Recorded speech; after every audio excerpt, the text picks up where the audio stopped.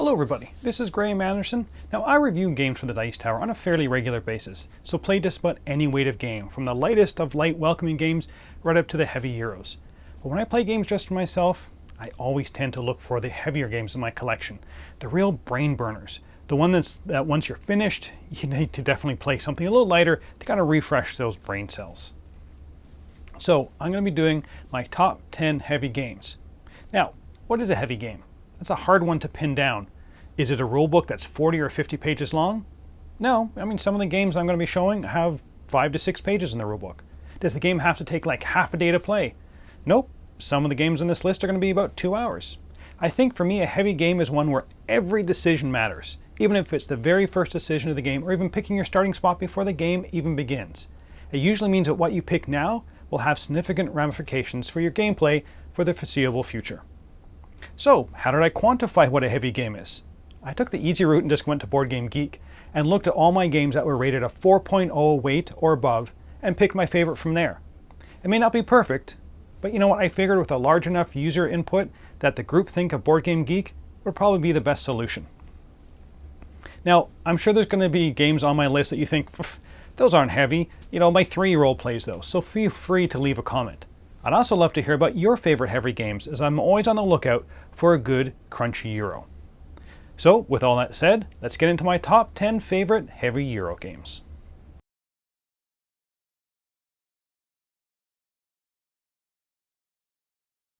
My number 10 is Tekhenu, at a weight of 4.09.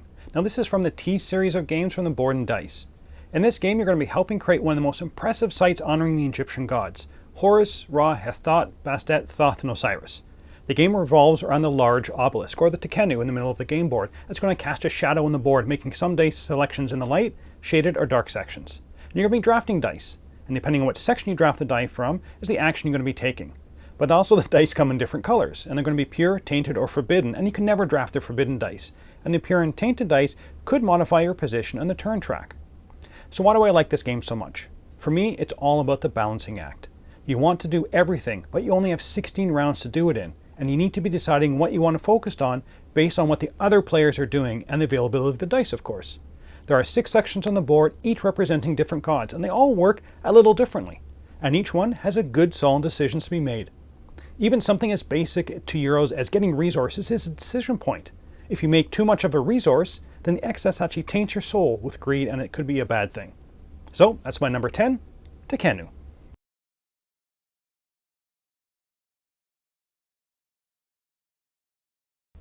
My number 9 is Pendragon, The Fall of Roman Britain, and has a weight of 4.47. Now this is what's referred to as a coin game, and is the only war game on my list. Like some of the other coin games I have played, and I'm not pretending to be a coin expert at all, I'm merely what you would call maybe a coin dabbler. Each player takes on the role of one of the factions in the game.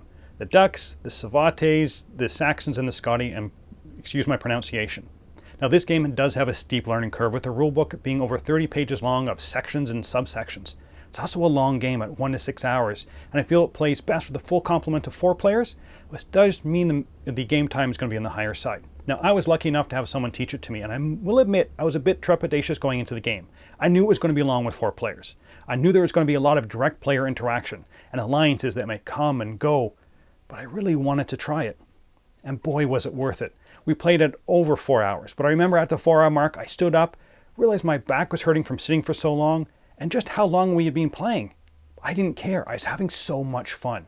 And there are 2 main reasons why I enjoy this game so much. First is the player interaction. At the start of the game, some factions just seem stronger than others, or factions maybe need to be approached differently.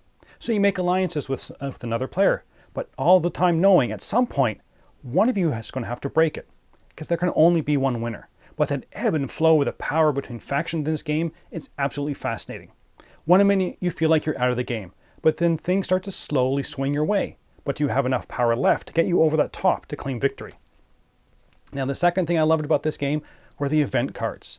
As a new event card was turned over, it would list who could make a choice on that card, in order. They could choose to do the event, or from a list of commands and feats that was specific to them. If you're first on the card, you get a choice. You can pass, which means you are going to be eligible for the next card, do a command with or without a feat, or the event itself. What you choose will also alter what the next player gets in line. If the first player actions the card and did only a command, then the second place person can only do a limited command. If the first person did a command and feat, then the second person can do a limited command or the event itself. And if the first player did the event, the second player can do a command with or without a feat. So when it's your turn to choose, you need to be looking at who can still take an action on the card and what would benefit them the least. Getting a good event sometimes leaves it open for subsequent factions to also take a powerful action that you may or may not want. And passing may be the best choice, because if you take an action, you're going to be ineligible for the next event card. So many good decisions on that one card. I loved it. So that's my number 9, Pendragon.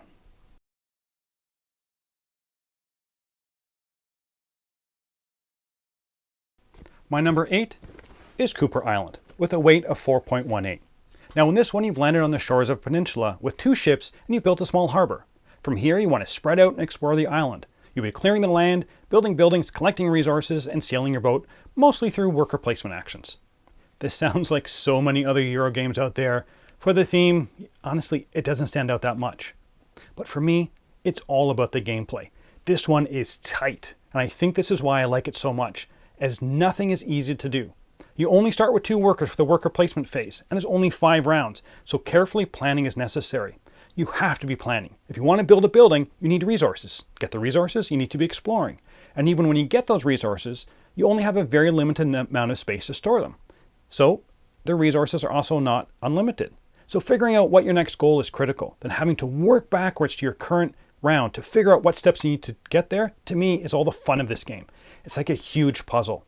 And you can't get distracted from, because once you know where you're going, you can't deviate too much, as any wasted action could cost you the game. Now when I reviewed this one in the Dice Tower, I said it was like trying to break out of a box wearing a straitjacket. It's a tough, low-scoring game that feels oh so rewarding.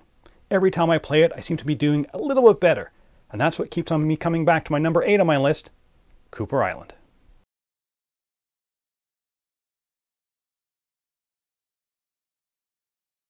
So number 7 on my list is Anachrony, coming in at 4.01, but I think probably the biggest box on my list. In this game, you take on the role of a leader of a path, which came about on the Earth after a catastrophic explosion on Earth in the late 26th century. Now, you all live in a distant but fragile peace, but you've now learned that there is even a more devastating cataclysm coming, and you need to start using your time rifts to reach back into your past to help you and your followers escape the oncoming cataclysm. Now, this is one of the few games about time travel that I think really was able to work that theme into the gameplay. The basics of this game are worker placement, but there are certain actions that only certain types of workers can do. You've got engineers, scientists, and administrators, and of course geniuses. You'll also need exosuits to protect your workers in the harsh environments, so balancing that along with the other players competing for the same resources makes this one shine. Oh, and did I mention after your workers work, they get tired and need to rest?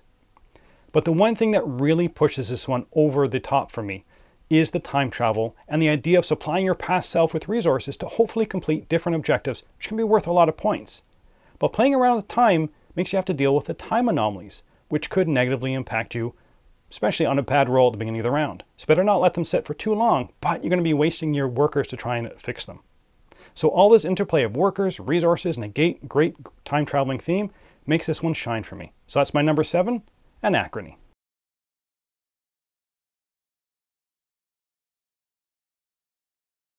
Number 6 on my list is The Colonists, at a weight of 4.10. Now this one has a standard Euro theme to it. You're the mayor of a village and you must develop your environment to gain room for new farmers, craftsmen, and citizens. Of course, resources are limited, as is your storage. Nothing we haven't seen before in a game. Now this game is played over 4 eras, but not all of them have to be played. You can just play the first era or 2, or maybe skip to a later era, and there are rules in the book to allow you to do that. When I first played this game, I looked at the time of the box and it said 60 to 360 minutes. So I figured I'd just play the first era to see what this game was about. I later learned that that was probably a mistake. I didn't like the game too much after that first play. Yes, the central mechanisms were interesting. There's a central collection of tiles laid out, and you take actions by moving from one space to the next, and only have 3 movements. But I didn't feel that was enough to keep me coming back, and I put it back on the shelf for a couple months. Now the next time I picked it up, my wife and I wanted to play all 4 eras to see what it was like. And that completely changed my mind on this one. Often in the Euro games, you feel like you get to a point and the game is done. You've built the big palace, you've got all the points, and the game just kind of ends. In the Colonists, that happens in each era. You complete an era, and then the world seems to open up, forcing you to figure out how to tackle the next stage. Your engine might have worked for the previous era, But now there are more action spaces, or upgraded action spaces, or could be new action spaces, and more and better buildings, all looking to be completed. Yes, this game takes a long time, and at its thematic heart, it's nothing new. But this game gives you the feeling of a true breadth of a time in the village. It isn't done in a few turns. It will take hours to get to the end in this one, and I love that. If you've only played the short version of this game, or just jumped into perceived more interesting later eras, I would suggest playing it from the beginning. I found that it was the most rewarding, and that's why it's my number 6, The Colonists.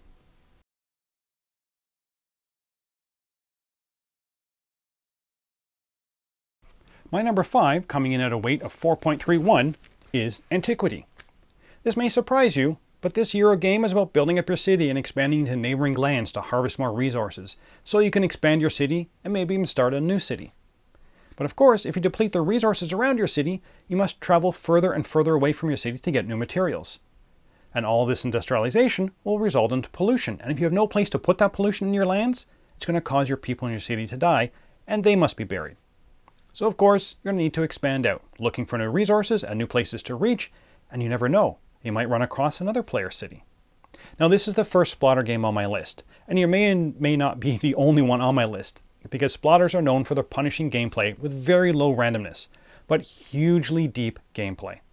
When you first read the rulebook, it doesn't sound that complicated, it's like 5 pages long, and like a lot of Splotter games, the basic gameplay is pretty straightforward. You're going to be allocating your workers to different buildings and farmlands to activate them.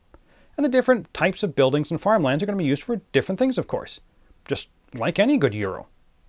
But what sets this one apart for me, really, is actually the win conditions.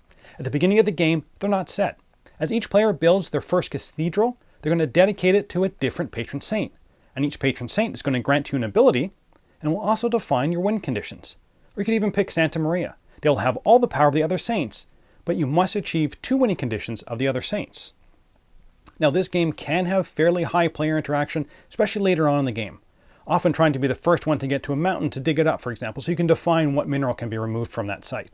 Or just trying to get to the next forest, so you can get more of that precious lumber. Or you can even be more in your face by dedicating your cathedral to St. Giorgio, who will only win if you completely enclose another player. So that can get nasty, but it's a whole lot of fun. That's my number 5, Antiquity.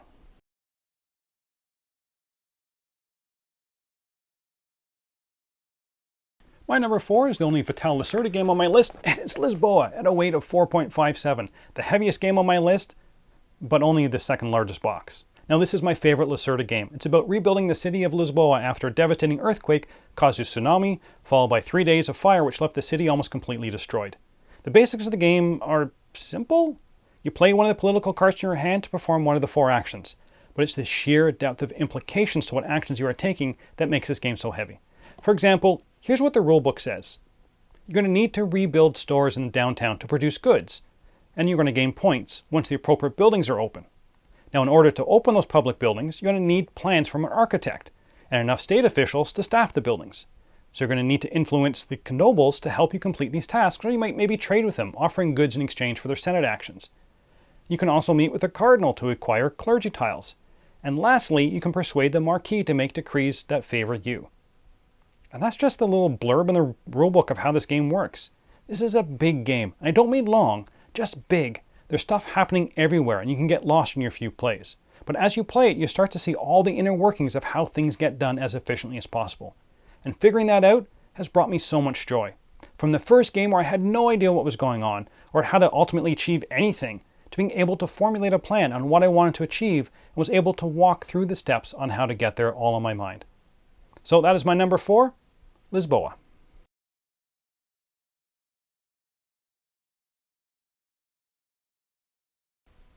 So into the top 3 now with Dominant Species, with a weight of 4.04.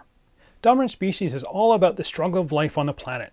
Each player is going to take on the species and fight for the right to become, well, the dominant species, before the Ice Age appears. The game uses action pawns, and you can be selecting the action spaces you want during the turn, but you won't be taking them right away. All players must place all their pawns on the action slots, and of course some of those action slots will only have a small number of spaces, so it's going to be first come, first serve. Once all the action pawns are placed, you run through the actions from top to bottom, from left to right. What someone does in an action before you may change what you can do with your action pawn later on. So getting what you want early in the pawn placement is definitely critical. If you don't get the action you want, maybe there's a way you can stop someone else from getting what they want using their action pawn. Now this is probably the most confrontational game on this list, even more so than Pendragon, as you're going to be attacking and eliminating players on almost every turn. You're going after their pieces to get them off the board. This is not a nice game, and you have to be aggressive. And if you are a smaller species, then you need to be making sure that you can eat everything and be everywhere just to survive. Now this is a strange one on this list, as it's a very heavy, long, thinky game with a high degree of player interaction. I think I'm probably have a bit nostalgia for this game, as it's one of the very first heavy games I learned at a con many years ago. But even though I have Dominant Species Marine, I think I still might prefer the original, so that's why Dominant Species is my number 3.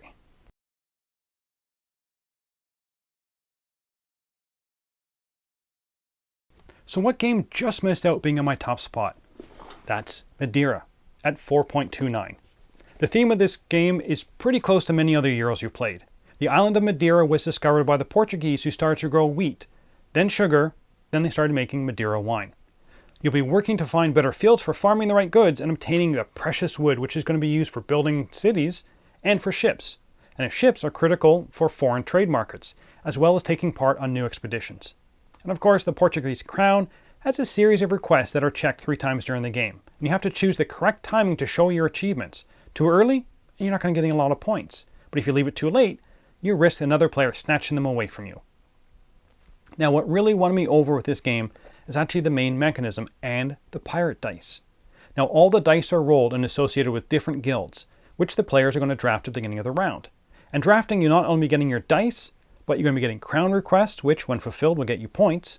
You're also going to reset your guild favor, which can be used later on in the round. And finally, it's going to set your player order. And that's a lot for your very first decision on your turn. But beyond that, it's the dice placement. Once you've got your dice drafted in some pirate dice, you're going to be placing a drafted die in an action space and you can perform the character action. If you place a pirate die, you can also perform the character action right away. So why use the green dice? Because later on you will be able to perform the building action if you place a green die. Once all the green dice have been placed and all the characters have been activated, we get to my favorite part of the game, the building activation. For each building, all the guild dice that are associated to it are rolled, and anybody who placed a die will then get a chance to activate the building by paying 10 coins minus whatever the guild die totals. If you decide not to use the building, you're going to receive a pirate, which is never a good thing. So that tricky balance on what you do with the character action, but you may not be able to afford the building action. Is it worth it? Or I may want the action, but another player already has a die there. Do I maybe not want to go there because I'm going to be reducing the cost of the building action for both of us? Decisions like that in this game make me so happy. So that's why my number 2 game is Madeira.